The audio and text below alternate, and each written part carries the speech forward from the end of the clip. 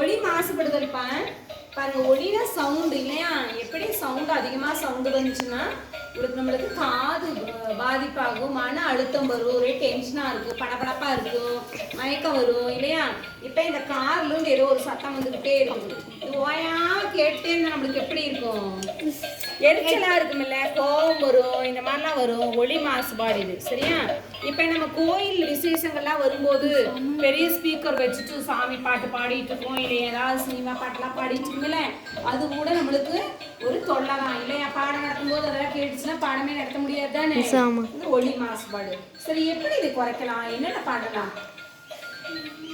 அடுத்தவங்களுக்கு டிஸ்டர்ப் இல்லாமல் கொஞ்சம் கம்மி பண்ணி குறைவான சவுண்டில் கேட்கலாம் இல்லையா? தேவையில்லாத நேரத்தில் பக்கத்து வீட்டுக்காரங்களை டிஸ்டர்ப் பண்ணாமல் இது பண்ணலாம் இல்லையா? அப்புறம் பெரிய பெரிய பைக்கெல்லாம் போவாங்க, அந்த பசங்களாம் பின்னால் எப்படி இருக்கும் அந்த மாதிரி பைக்கில் மேலே பின்னால் உட்காந்துக்கிட்டு பயங்கர ஹாரன் சவுண்டு.